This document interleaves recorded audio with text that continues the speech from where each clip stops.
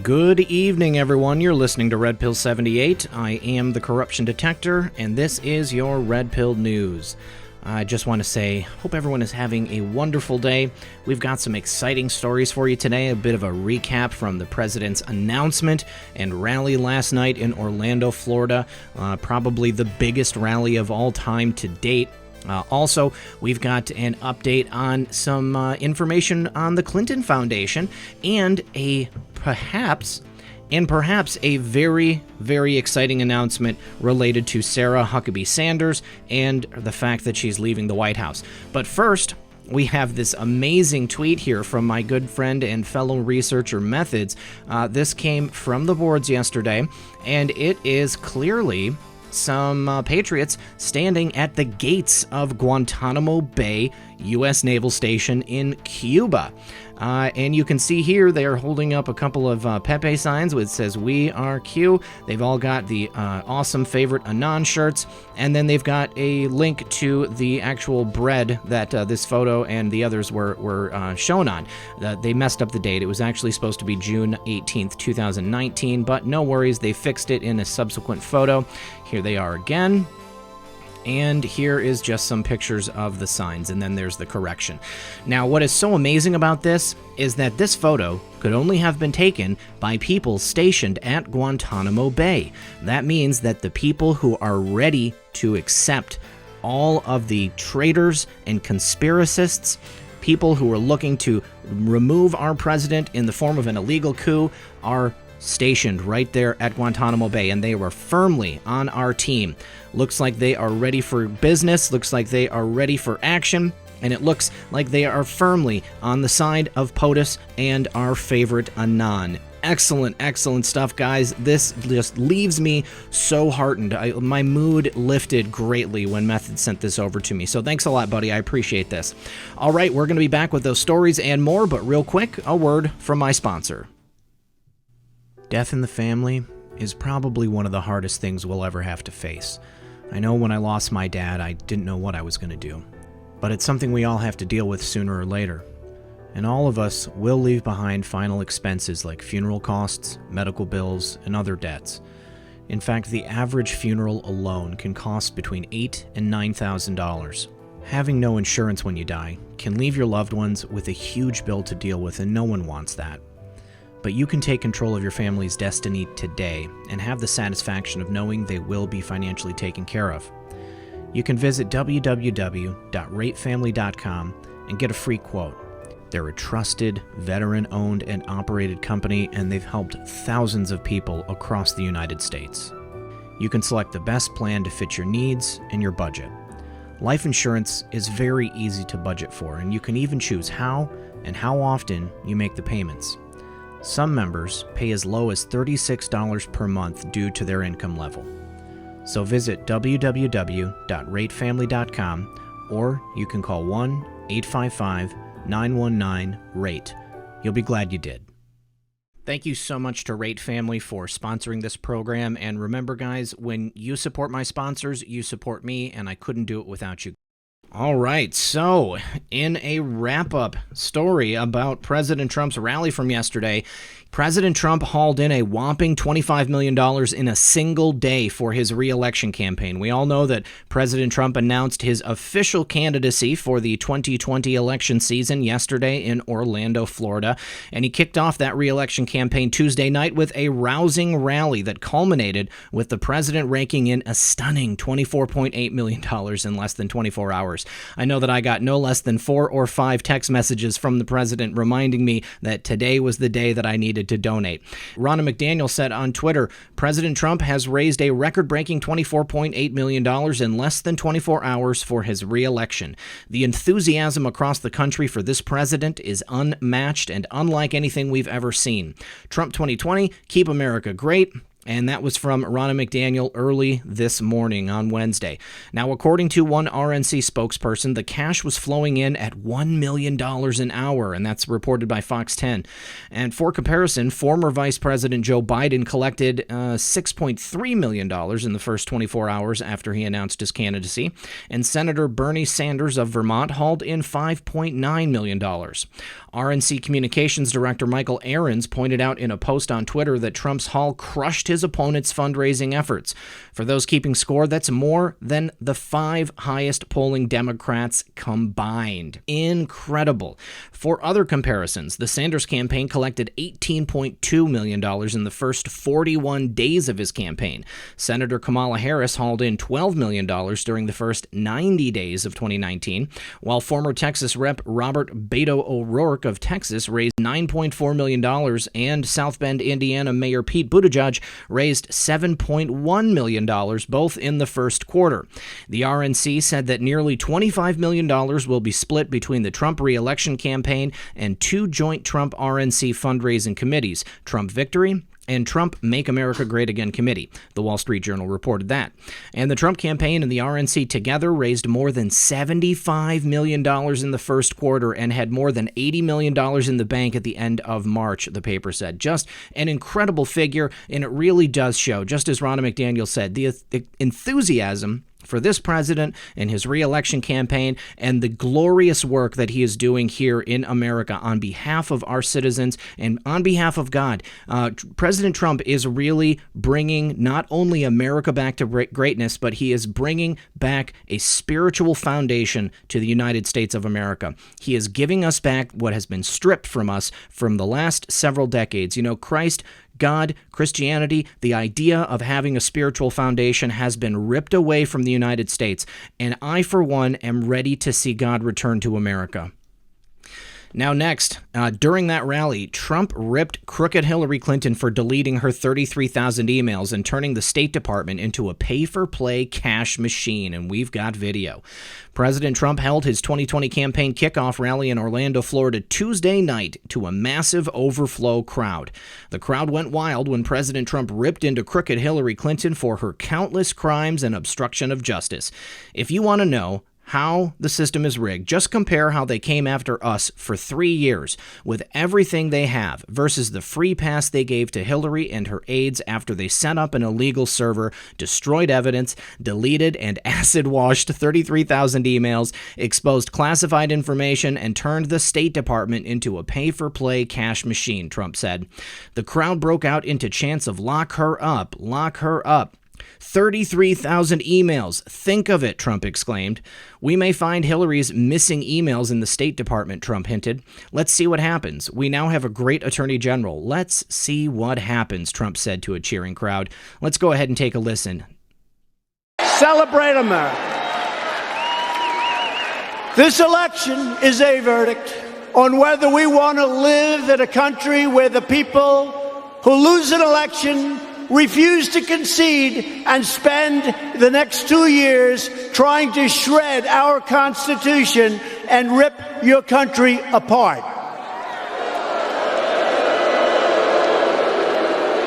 You remember during one of the debates when crooked Hillary said, "If I win, are you going to support me?" But I must be honest, I didn't give her a great answer. That might have been my hardest question during the debates. Isn't it amazing that it worked the other way around, right? Isn't it amazing? If you want to know how the system is rigged, just compare how they came after us for 3 years with everything they have versus the free pass they gave to Hillary and her aides after they set up an illegal server, destroyed evidence, deleted and acid-washed 33,000 emails, exposed classified information, and turned the State Department into a pay-for-play cash machine.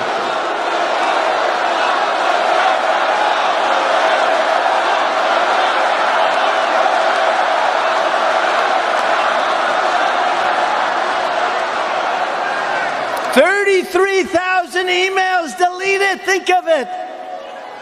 I keep mentioning, there was a lot of corruption on the other side. But, the simplest thing, they get a subpoena from the United States Congress, and they decide that they're not going to give it. So, Lindsey Graham, they delete and they acid wash, which is very expensive. Nobody does it. They acid wash those emails, never to be seen again, but we may find them somewhere deep in the State Department. We may.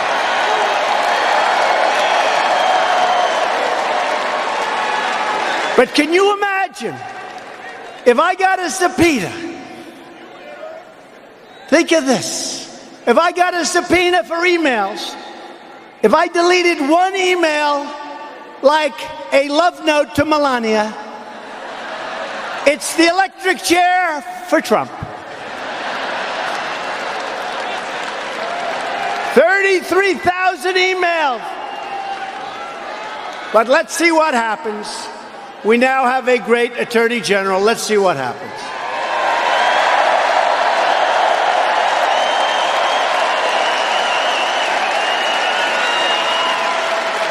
So if you want to shut down this rigged system once and for all, then show up November 3rd, that's your day, big day, and vote, vote, vote. We're going to have a big, big day.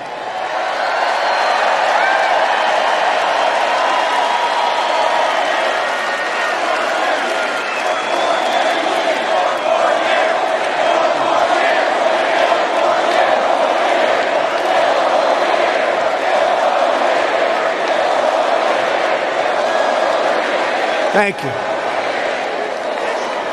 And remember, the only thing these corrupt politicians will understand is an earthquake at the ballot box. That's what they will understand, and they're going to see it.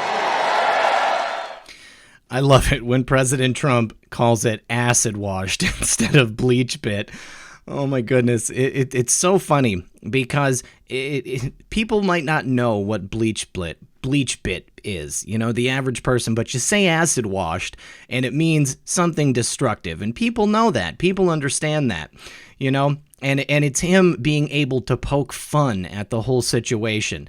He says acid washed and people are like, well, is he talking about jeans? No, he's talking about Hillary destroying her emails. I am so grateful for President Trump. I am so grateful that we finally have an attorney general in the office, in the Department of Justice, who is going to be willing to do the hard work, to go after Hillary Clinton and her co-conspirators, the people who tried to destroy President Trump, to take down him and his family, and to rewrite history. Because in 2016, you, I, and millions of other Americans stood up and we said, we have had enough. I am done with the corruption. I am done with the pay for play. I am done with politicians who do nothing except enrich themselves and ingratiate their donors and help the corporations who are doing their darndest to kill us and keep us sick and keep us held back and stop us from being able to realize the American dream. We are at a turning point in history right now, my friends. On November 3rd, 2020, if you're not out there voting, you might as well vote for the other side. Now, an exclusive story from the Gateway Pundit. The corrupt Clinton Foundation's foreign policy director, Amitabh Desai, appears to have vanished. A major corrupt player at the Clinton Foundation has vanished. His name is Amitabh Desai, and he's nowhere to be found. Now, over the past decade, the Clinton Foundation's Amitabh Desai was very active capturing money for the foundation. The far-left New York Times even commented on this when Desai was involved in a transaction with Russia. Let's see, what does that say? On June 4th, 2012, the foreign policy director at the Clinton Foundation, Amitabh Desai, reached out to Cheryl Mills, Jake Sullivan, and Michael Fuchs at the State Department via email. The subject line was Russia, Viktor Vekselberg. Vekselberg and his company, the Renova Group, had contributed between $10,000 and $25,000 to the Clinton Foundation. It read, would the State Department have any concerns about Clinton Global Initiative inviting Viktor Vekselberg, president of Renova Group, to attend CGI annual meeting in NYC in September? The email appears to have gone unanswered, and Vekselberg did indeed come to the U.S. in October 2012. But this was not Desai's first clandestine transaction for the foundation. In 2011, it was reported that the Clinton Health Access Initiative CEO, Ira Magaziner, sent an email to Clinton campaign chair JP, Clinton Foundation Foreign Policy Director Amitabh Desai, Doug Band, an aide to the former U.S. President Bill Clinton, and two others regarding Saudi Arabian and Ethiopian billionaire Sheikh Mohammed Hussein Ali Al Ahmoud. That is this gentleman pictured right here. Magaziner writes, Chai would like to request that President Clinton call Sheikh Mohammed to thank him for offering his plane to the conference in Ethiopia and expressing regrets that President Clinton's schedule does not permit him to attend the conference. Desai replies, unless Sheikh Mo has sent us a $6 million check, this sounds crazy to do. Band then comments, if he doesn't do it, Chai will say he didn't give the money because of WJC, which would be Bill Clinton. And then JP writes, I agree with Doug, and this seems rather easy and harmless and not a big-time sink. This was all published by WL on October 12, 2016. Thus, it can be seen that Sheikh Mohammed is giving some money to the foundation, though the amount is unknown. Although the exchange shows that JP, who has no position in the foundation, was helping to make foundation decisions. And this was still just the beginning for Desai. The government of Qatar got in the act for a quick $1 million with Desai in 2012. Amitabh Desai, Director of Foreign Policy for the Clinton Foundation, writes in an email to other foundation officials that he met with Qatar's ambassador to the U.S. 4 days earlier on April 12, 2012. The ambassador is Mohammed bin Abdullah bin Mutab al-Rumahi, who just assumed that position several weeks earlier. It's a bit of a mouthful, guys. He summarizes that al-Rumahi would like to see WJC for 5 minutes in NYC to present a $1 million check that Qatar promised for William Jefferson Clinton's birthday in 2011. The assistant to the Qatari foreign minister, Mohammed bin Abdullah bin Mutib al-Rumahi, attends a foreign ministers meeting at the Arab League headquarters in Cairo on March 9, 2015. Arab League chief Nabil al-Arabi called for the creation of a unified Arab force to battle the spread of extremist groups. And this is Mohammed El Shahid, pictured right there. Additionally, Qatar would welcome our suggestions for investments in Haiti, particular on education and health. They have allocated most of their $20 million, but are happy to consider projects we suggest. I'm collecting input from the Clinton Foundation's Haiti team. The email is sent to Foundation officials Doug Band, Justin Cooper, Bruce Lindsay, Laura Graham, and Clinton advisor JP. 2 years later, on August 9, 2014, Clinton will comment in an email, we need to use our diplomatic and more traditional intelligence assets to bring pressure on the governments of Qatar and Saudi Arabia, which are providing clandestine financial and logistic support to ISIL and other radical Sunni groups in the region. On October 14, 2016, the day after this email is made public by WL, Reuters will report that this donation, if it took place, could be a major ethics breach. The donation takes place while Hillary is Secretary of State, and the Clinton Foundation made an agreement with the Obama administration not to accept any increases in donations by foreign governments during that time. The email doesn't specify that the foundation accepted or if it went to the foundation or to Bill Clinton personally. Foundation records indicate the Qatar government did give over $1 million, but it isn't clear when. When asked by Reuters if the donation was accepted by the foundation, a foundation spokesperson declined to say.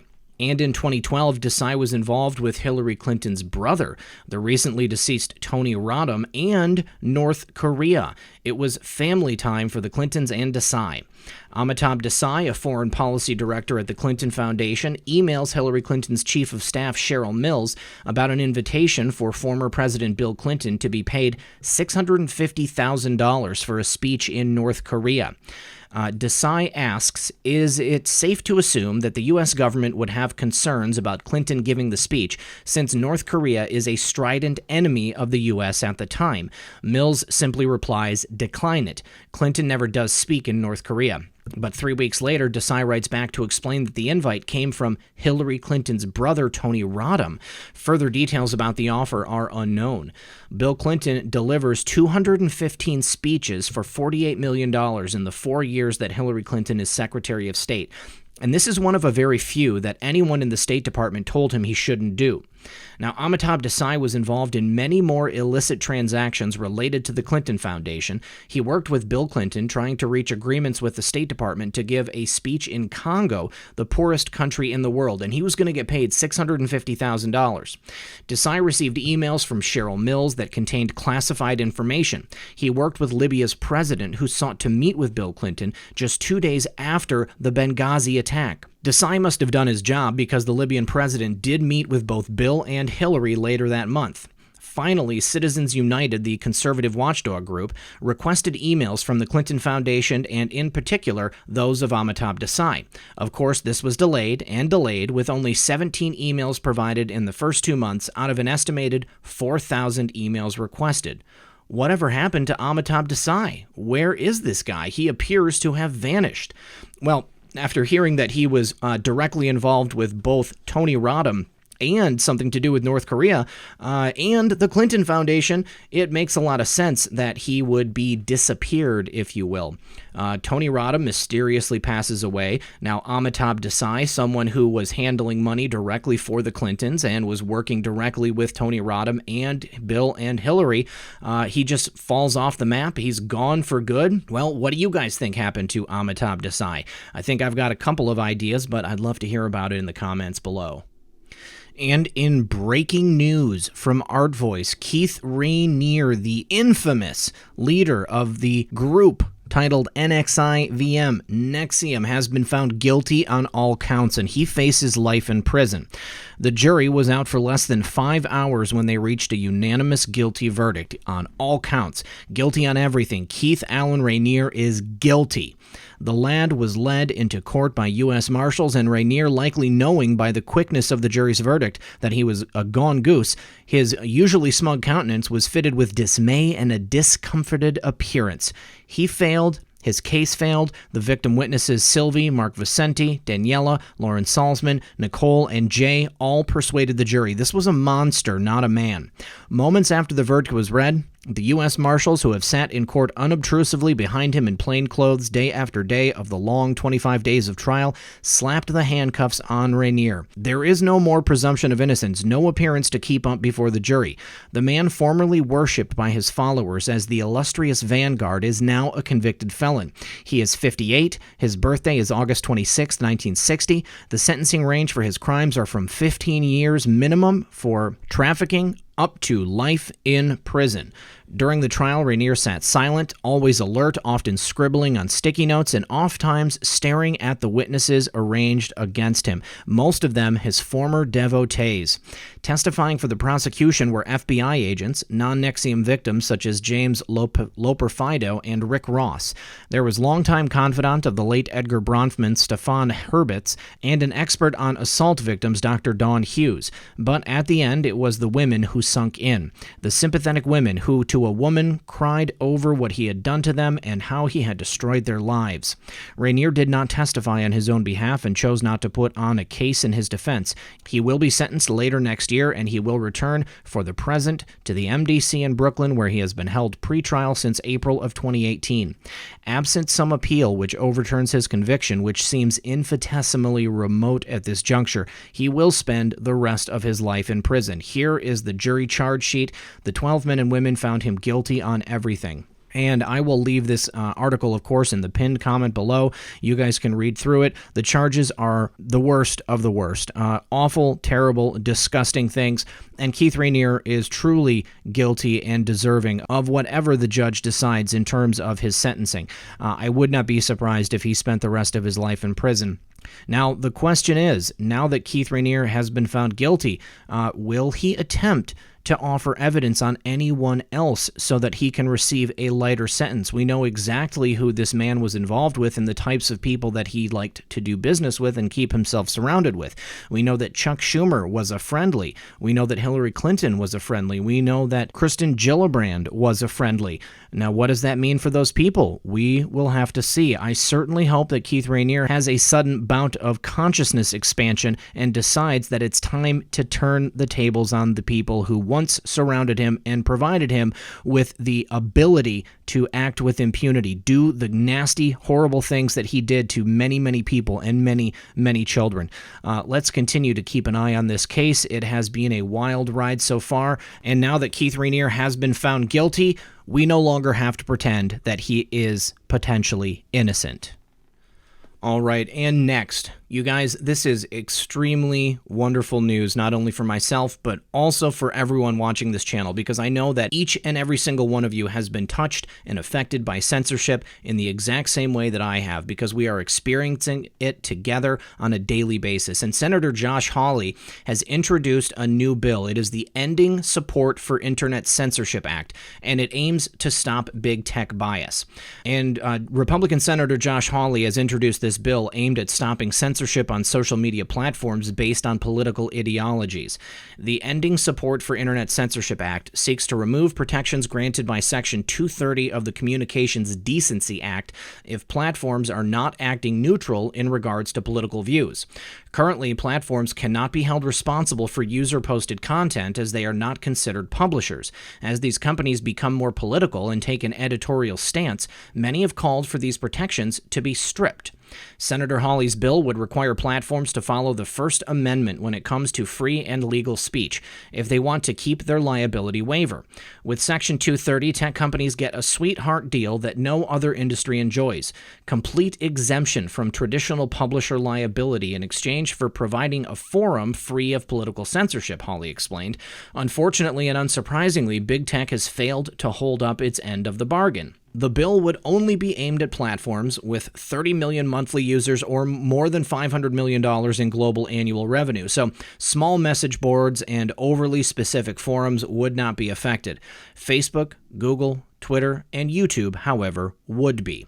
There's a growing list of evidence that shows big tech companies making editorial decisions to censor viewpoints they disagree with. Even worse, the entire process is shrouded in secrecy because these companies refuse to make their protocols public. This legislation simply states that if the tech giants want to keep their government-granted immunity, they must bring transparency and accountability to their editorial processes and prove that they don't discriminate, Hawley wrote. And that's going to be a tall order because we all know that they do.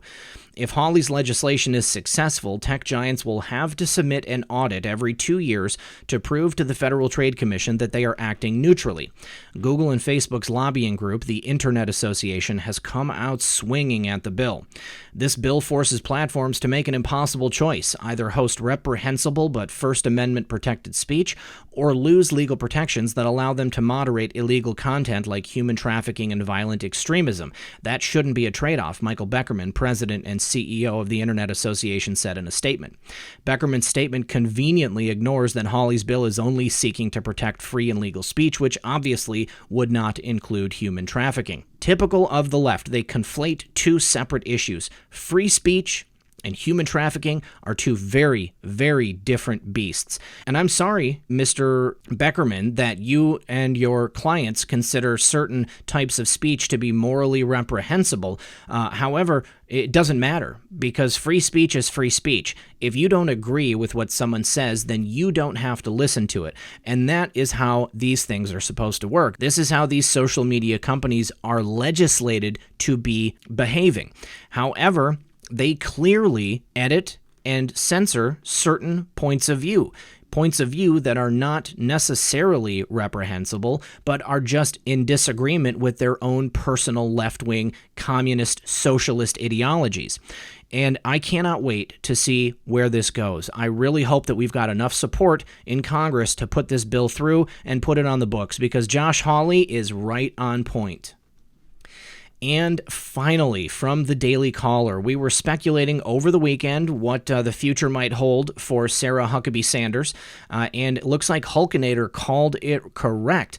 Looks like the Arkansas GOP is signaling support for a possible Sanders gubernatorial run. I could not get behind this anymore. In response to a tweet from President Trump suggesting his former press secretary Sara Sanders might run for governor in her home state of Arkansas, the state's GOP has embraced the idea in a statement shared with the Daily Caller.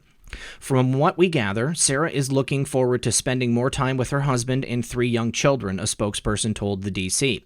However, if she does decide to seek the nomination of our party and becomes our nominee, we will be fully prepared to support one of our daughters of Arkansas. Trump has praised the current occupant of the office, Asa Hutchinson, in the past, and he will remain in office until 2022, so Sanders has some time to make a decision. Mike Huckabee did not respond to the DC's request for comment. When asked last Friday on Fox Business whether or not his daughter will be running for governor, Huckabee admitted that he didn't know. I have no idea. I don't think she does either, Huckabee said. It could happen. I tell you this, it's the greatest job in the world. If she were to run and win governorship, she would go back to a governor's mansion that she basically grew up in, and there she saw how brutal politics can be.